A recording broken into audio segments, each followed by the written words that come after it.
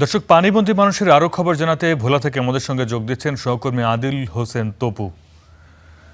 আদিল, আপনাকে দেখতে পাচ্ছি একটি পানিবন্দী এলাকায় আছেন। কোন কোন এলাকা মনপুরার পানি এখন আছে এবং ত্রাণ সহায়তা তাদের কাছে পৌঁছেছে কিনা জানাবেন আমাদের।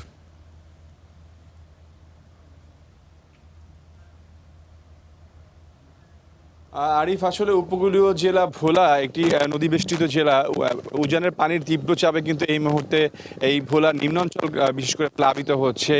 ভোলার বিচ্ছিন্ন উপজেলা মনপুরার কথা যদি বলি, সেই মনপুরার 5টি ইউনিয়নই কিন্তু এই মুহূর্তে পানির নিচে প্লাবিত। তারা জোয়ার ভাটার উপর নির্ভর করে তাদের সেখানে বসবাস করতে হচ্ছে। বিশেষ করে মনপুরা কলাতলিতে কোনো বেড়িবাঁধ না থাকার কারণে সেখানে কিন্তু প্রতিনিয়ত জোয়ার ভাটার মধ্যে তারা এখানে মানে কষ্ট জীবনযাপন করতে হচ্ছে। সেখানে তাদের রান্না করাতে অনেক কষ্ট হচ্ছে, তাদের পড়াশোনা, বাচ্চাদের খাওয়া দাওয়া করতে অনেক কষ্ট হচ্ছে। এবং বিশেষ করে মনপুরার যেই মনপুরা ইউনিয়ন, মনপুরা উপজেলার মনপুরা ইউনিয়নের যে আশ্রয়ণ প্রকল্পগুলো আছে, ইতিমধ্যে সেই আশ্রয়ণ প্রকল্পগুলো যারা বসবাস করতেন তারা কিন্তু ছাড়তে শুরু করেছেন। সেগুলো জোয়ারের পানিতে কিন্তু আশ্রয়ণ প্রকল্পগুলো ইতিমধ্যে প্লাবিত হয়েছে।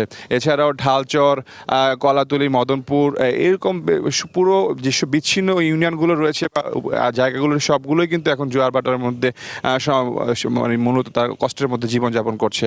আমরা কথা বলেছিলাম এই বিষয়ে উপজেলা নির্বাহী কর্মকর্তার সাথে। তারা বলছেন যে যেহেতু এটি জোয়ার ভাটার উপর নির্ভরশীল করছেন, তারপর তারা তালিকা করছেন যারা মূলত কষ্টে আছেন তাদের জন্য তারা আর্থিক খাদ্য সহায়তার কথা বলছেন, এবং যারা থাকতে পারছেন না তাদেরকে আশ্রয় কেন্দ্রে থাকার জন্য বলা হয়েছে। এবং এছাড়াও ভোলার রাজাপুরও কিন্তু একই অবস্থা, সেখানেও কিন্তু মানুষ অনেক কষ্টের মধ্যে দিয়ে জীবনযাপন করছে।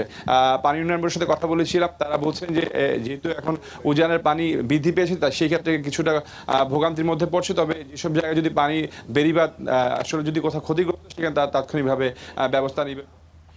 ধন্যবাদ তপু।